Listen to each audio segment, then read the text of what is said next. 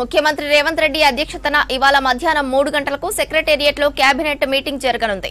ఇందులో పలు కీలక అంశాలపై చర్చించి నిర్ణయాలు తీసుకోనున్నారు.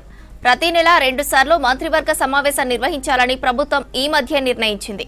ఈసారి జరగనున్న సమావేశంలో బనకచెర్ల ప్రాజెక్టు, స్థానిక ఎన్నికల నిర్వహణ, సంక్షేమ పథకాలు, పలు ఇరిగేషన్ ప్రాజెక్టులపై చర్చించనున్నారు. కొత్త మంత్రులు బాధ్యతలు స్వీకరించిన తర్వాత జరగనున్న మొదటి కేబినెట్ ఇదే. పరిపాలనాపరమైన అంశాలు, నిర్ణయాలపైనే ప్రధానంగా చర్చించనున్నారు. స్పోర్ట్స్ పాలసీపైన చర్చించే అవకాశం ఉన్నట్లు తెలుస్తోంది. కాళేశ్వరం ప్రాజెక్టుకు గత ప్రభుత్వ మంత్రివర్గ ఆమోదం ఉందా లేదా అనే దానిపై చర్చించనున్నారు. ఈ నెల 30లోగా వివరాలు అందించాలని రాష్ట్ర ప్రభుత్వానికి ఇప్పటికే పీసీ ఘోష్ కమిషన్ లేఖ రాసింది. ఏపీ చేపడుతున్న బనకచెర్ల ప్రాజెక్టుపైనే కేబినెట్లో ప్రధానంగా చర్చ జరగనుంది.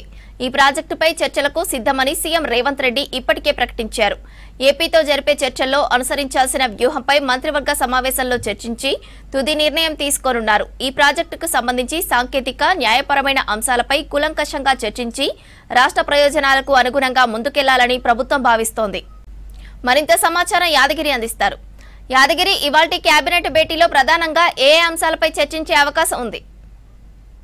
ఇవాళ మధ్యాహ్నము 3 గంటలకు సెక్రటరియట్లో సీఎం అధ్యక్షతన కేబినెట్ సమావేశం జరగనుంది. అయితే ఇందులో ప్రధానంగా పాలనాపరమైనటువంటి అంశాలు, తర్వాత నిర్ణయాలకు సంబంధించి, తర్వాత ఇప్పటి వరకు ప్రభుత్వం ఏం చేసింది, ప్రజల్లో ఎట్లాంటి అభిప్రాయం ఉన్నది, ఇంకా ఏం చేయాలి, ఇప్పటివరకు అమలు చేసినటువంటి సంక్షేమ పథకాలకు సంబంధించినటువంటి సిచ్యువేషన్ ఎట్లా ఉంది, ఇట్లా ఓవరాల్గా ఈ కాంగ్రెస్ అధికారంలోకి వచ్చిన తర్వాత పాలనకు సంబంధించినటువంటి ఈ నిర్ణయాలు, తర్వాత పాలనకు సంబంధించినటువంటి కొత్త కొత్త అంశాలపైననే ఇవాళ చర్చించే అవకాశం అయితే ఉంటుంది. ఇందులో మేజర్గా ఈ ఏదైతే వానాకాలం సీజన్కి సంబంధించినటువంటిది, ఈసారి ఈ పంటలకు సంబంధించి ముందు నుంచి కూడా సీఎం రేవంత్ రెడ్డి ఈ నకిలీ విత్తనాల బెడద రాకుండా, తర్వాత నకిలీ విత్తనాల కొరత రాకుండా నాణ్యమైనటువంటి విత్తనాలు అందించే విధంగా ఈ వానాకాలానికి ఈ వర్షాలకు అనుగుణంగా ఏ పంటలు తీసుకోవాలి ఏంటి అనేది ముందు నుంచి కూడా అధికారులకు అలర్ట్ చేస్తూ ఉన్నారు. సో అందులో భాగంగానే ఈసారి ఎప్పుడూ లేని విధంగా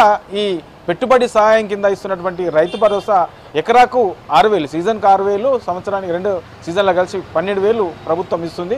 ఇక ఈ వానాకాలానికి సంబంధించినటువంటి రైతు భరోసా ఎప్పుడు లేని విధంగా చాలా స్పీడ్లో, అంటే చాలా తక్కువ టైంలోనే రైతులకు ఈ రైతు భరోసా వేశారు.